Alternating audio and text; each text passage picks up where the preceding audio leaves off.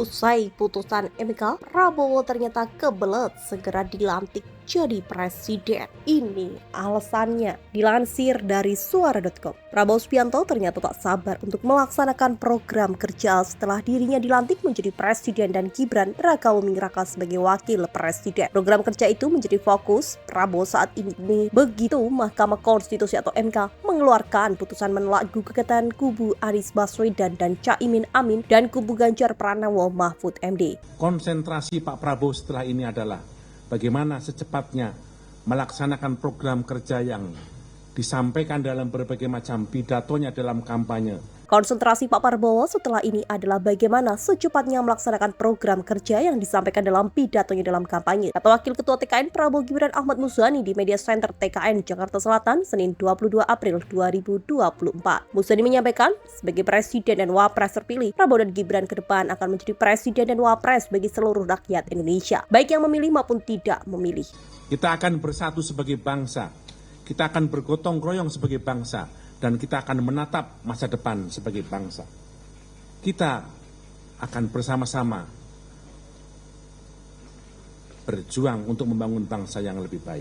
Kita akan bersatu sebagai bangsa, bergotong royong sebagai bangsa, dan kita akan menatap masa depan sebagai bangsa. Kita akan bersama-sama berjuang untuk membangun bangsa yang lebih baik, kata Muzani lagi. MK tolak gugatan kubu 01 dan 03.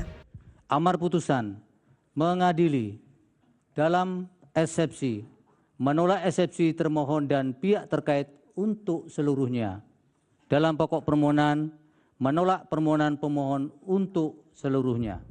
Dengan demikian, menurut Mahkamah tidak terdapat persoalan atau permasalahan dalam keterpenuhan syarat tersebut bagi Gibran Rakabuming Raka selaku calon wakil presiden dari pihak terkait dan hasil verifikasi serta penetapan pasangan calon yang dilakukan oleh termohon telah sesuai dengan ketentuan tersebut, serta tidak ada bukti yang meyakinkan Mahkamah telah terjadi intervensi Presiden dalam perubahan syarat pasangan calon Presiden tahun 2024. Fakta persidangan perihal pemberian atau penyaluran bansos atau sebutan lainnya yang lebih masif dibagikan pada rentang waktu yang berdekatan atau berhimpitan dengan pemilu. Praktek demikian merupakan salah satu pola yang jamak terjadi untuk mendapatkan keuntungan dalam pemilu.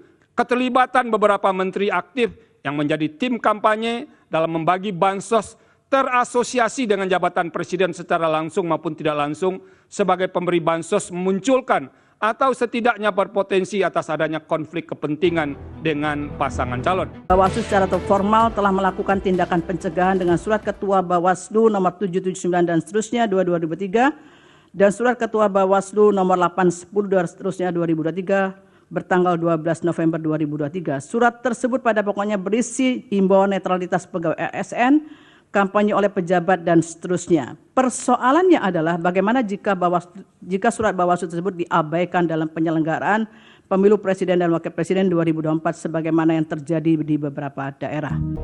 Pemilihan presiden dan wakil presiden tahun 2024 terjadi hiruk pikuk dan kegaduhan yang disebabkan secara terang-terangan.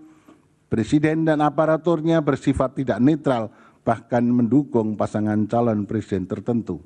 Apa yang dilakukan Presiden seolah-olah mencoba menyuburkan spirit politik dinasti yang dibungkus oleh virus nepotisme sempit yang berpotensi mengancam tata nilai demokrasi ke depan. Paslon nomor urut 1 Anies Baswedan, Mohaimin Iskandar, dan paslon nomor urut 3 Ganjar Pranowo Mahfud MD menyampaikan tanggapannya terkait putusan Mahkamah Konstitusi yang menolak permohonan perselisihan hasil Pilpres 2024 meskipun ada dissenting opinion atau perbedaan pendapat 3 dari 8 hakim MK. Anies menyampaikan akan memberikan keterangan di markas Timnas Anies Mohaimin di Jalan Diponegoro 10 Jakarta pada Senin sore. Kami nanti akan sampaikan respon kita atas putusan yang tadi dibacakan sore ini. Jadi biar penjelasan lebih jauh sekarang dari Pak Ari Yusuf, Pak Ketua Tim Hukum. Sementara kami harus jalan duluan, ya. Mau kemana Pak, rencananya kemana Pak? Udah, kita akan siapin statement. Adapun Ganjar Mahfud menghormati dan menerima putusan MK. Putusan sengketa Pilpres dalam sepanjang sejarah baru yang hari ini ada dissenting opinion. Baru hari ini ada dissenting opinion. Sejak dulu tidak pernah boleh ada dissenting opinion. Karena biasanya hakim itu berembuk. Karena ini menyangkut jabatan orang, kita harus sama. Dirembuk sampai sama. Nah ini mungkin tidak bisa disamakan sehingga ada dissenting. Ini pertama dalam sejarah perjalanan Mahkamah Konstitusi. Ini maknanya sebenarnya positif atau enggak sih Pak? Terserah atau kepercayaan hukum? Iya terserah kamu aja, terserah kamu. Saya hanya mengatakan itu catatan sejarah. Selanjutnya adalah dilakukan oleh KPU untuk menetapkan pasangan calon terpilih dalam pemilihan umum Presiden Wakil Presiden 2024, yaitu pasangan Prabowo Subianto dan Gibran Rakabuming Raka. Sebagai informasi, MK memutuskan untuk menolak seluruh gugatan dan permohonan yang diajukan oleh pasangan Cawapres nomor urut 1, Anies Mohaimin alias Amin. Menolak permohonan pemohon untuk seluruhnya, kata Ketua MK Suhartoyo dalam sidang. Tak hanya kubu Amin, MK juga menolak gugatan yang diajukan pasangan Cawapres Ganjar Pranowo Mahfud MD. Dari hasil putusan itu, MK tetap memberlakukan keputusan KPU RI yang telah menetapkan paslon nomor urut 2 Prabowo Gibran sebagai pemenang di Pilpres 2024.